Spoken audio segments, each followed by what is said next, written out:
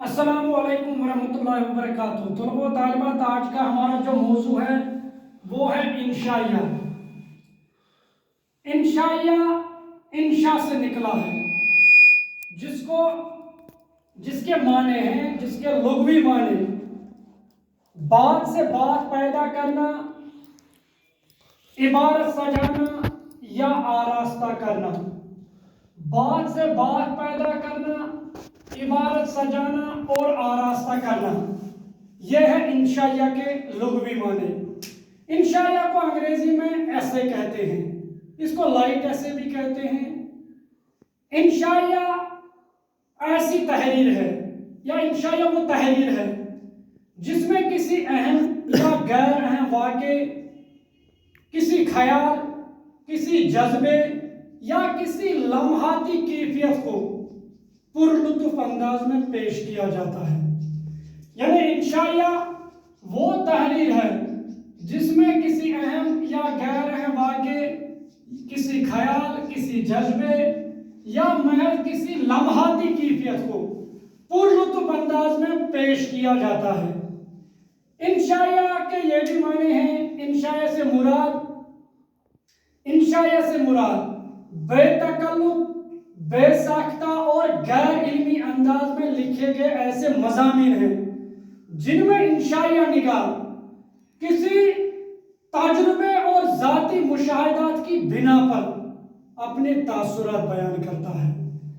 یعنی انشائیہ سے مراد بے تکلف، ہچکچاہٹ کے بغیر، بے ساختہ روانی، غیر علمی انداز میں جو لکھے گئے ایسے مضامین ہیں جن میں انشائیہ نگار اپنے تجربات اور ذاتی مشاہدات کی بنا پر اپنے تاثرات بیان کرتا ہے۔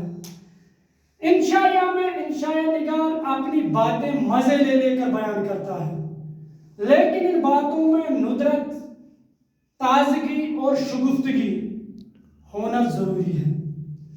انشائیہ ایک داخلی صنف ہے کیونکہ اس میں انشائیہ نگار اپنی ذات کا انکشاف کرتا ہے۔ انشائیہ نگار یعنی انشائیہ کی خصوصیت جو ہے، اس میں اختصار، یعنی ایک تو ہے اس کا اختصار، دوسرا ہے اظہاری شخصیت، اس میں شخصیت کا اظہار ہوتا ہے، اور انبساطی مقصد ہوتا ہے۔ یعنی انشائیہ میں یہ مختصر بھی ہوتا ہے اور ساتھ ساتھ اس میں شخصیت کا انکشاف بھی ہوتا ہے، اور ایک اہم بات کہ اس کا انبساطی بھی عنصر ہوتا ہے۔ کہا جاتا ہے کہ انشائیہ میں یہ جو ہے طنز و مزاح کا عنصر بھی پایا جاتا ہے، لیکن یہ چیز اس کے لیے ضروری نہیں ہے۔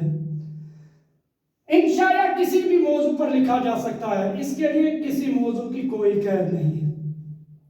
یعنی یہ بالکل ایسا ہی انداز ہے ایک پر وزیر آگاہ چنان دبن یم ساتھ صبح درو کا ڈیوٹی پتہ چست کپڑے پہن کر جاتا ہے، پتہ یم ساتھ ڈیوٹی پر واپس یون اور امس ہسا یہ چست کپڑے ٹائٹ پلو یم کڑ نبر اور پتہ ڈھیلے ڈالے پلو ہسا لاگان اور پتہ ہکے کی نائی یعنی ججیرہ رٹت پتہ اس پنن تتھ اپنے گھر کے افراد سے جو بھی وہ باتیں کرتا ہے، یہ انشائیہ ہے۔